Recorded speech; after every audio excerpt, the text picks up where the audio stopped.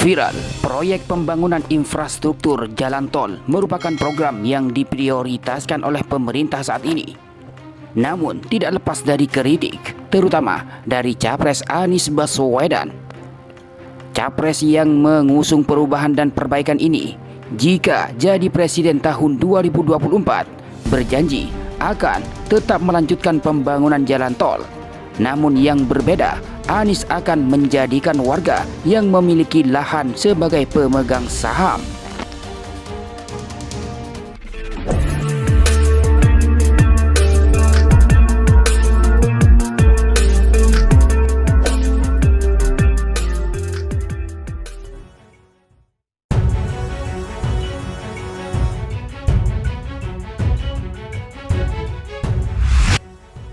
Bakal calon presiden atau capres dari Koalisi Perubahan untuk Persatuan, Anies Rashid Baswedan memastikan akan melanjutkan pembangunan jalan tol yang selama ini gencar dilakukan oleh Presiden Jokowi. Akan tetapi, pembangunan jalan tol dan proyek infrastruktur lainnya dilakukan dengan memperhatikan unsur keadilan bagi masyarakat di sekitar lokasi proyek.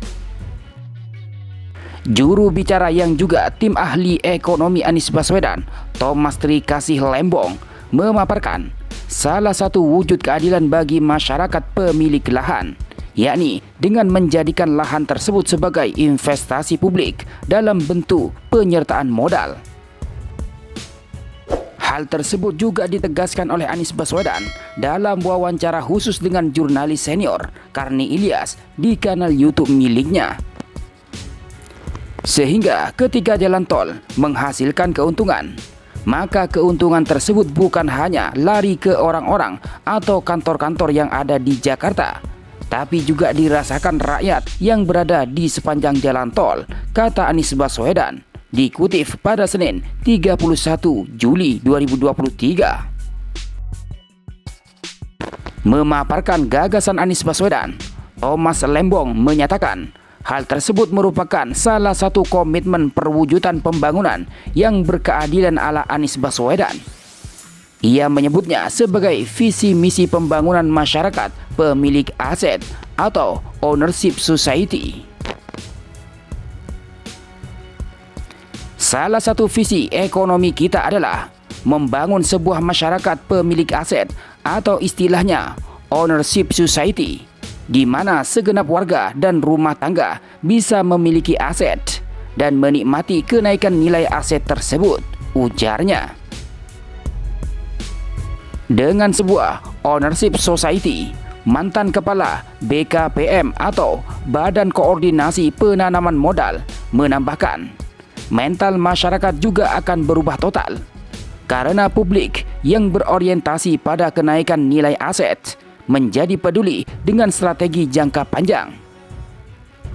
Thomas Lembong yang juga mantan Menteri Perdagangan merujuk pernyataan Anies Baswedan soal investasi masyarakat sekitar jalan tol dengan mekanisme penyertaan modal akan mendorong pola pikir dan kondisi masyarakat yang mampu menuju kesejahteraan jangka panjang.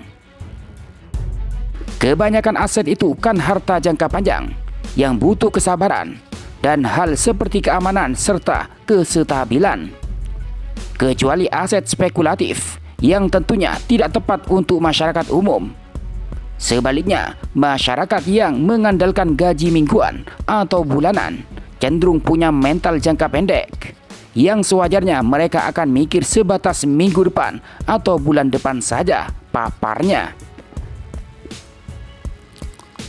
Thomas Lembong menggambarkan adanya kesulitan penciptaan sebuah masyarakat yang bisa benar-benar sejahtera jika hanya mengandalkan penghasilan berskala seperti gaji atau hasil panen.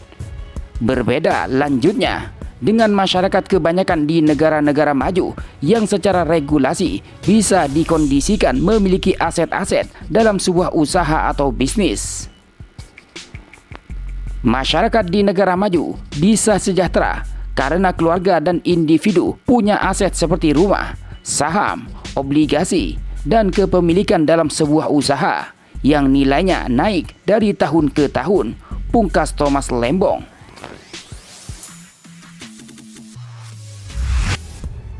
Sebelumnya, bakal calon presiden atau capres Anies Baswedan mengkritik dan menilai pembangunan infrastruktur jalan tol tidak memberikan keadilan.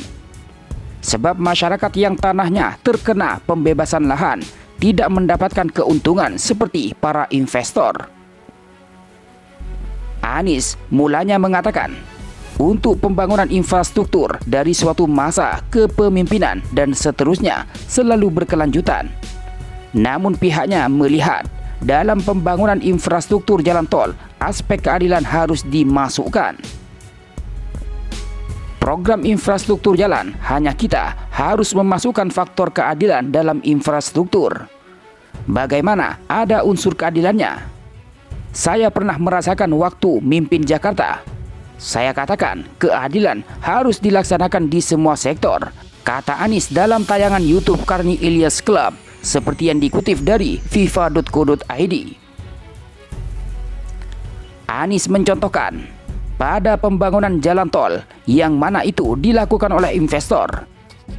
Dalam hal ini, investor membangun jalan setelah memperoleh izin hingga sudah dilakukan pembebasan lahan.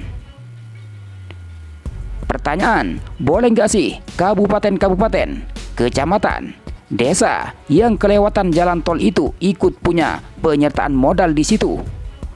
Kalau tanahnya tidak diakuisisi, tapi tanahnya dimasukkan modal, sehingga desa itu memiliki share di dalam jalan tol yang panjang itu, ujarnya.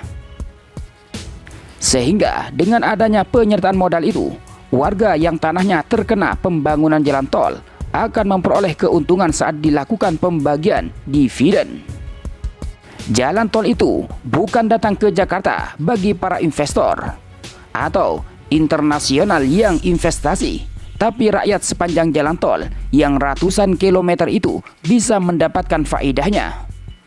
Jadi, bagaimana kebijakan tentang pembangunan dirasakan juga oleh mereka yang berada di kawasan itu, terang Anies Baswedan.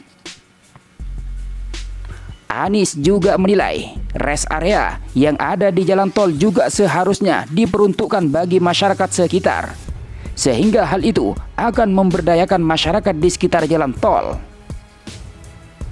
Apa susahnya rest area itu dimiliki oleh koperasi-koperasi di kampung itu, di desa itu, di kecamatan itu, sehingga mereka mendapatkan manfaat dari jalan tol ini.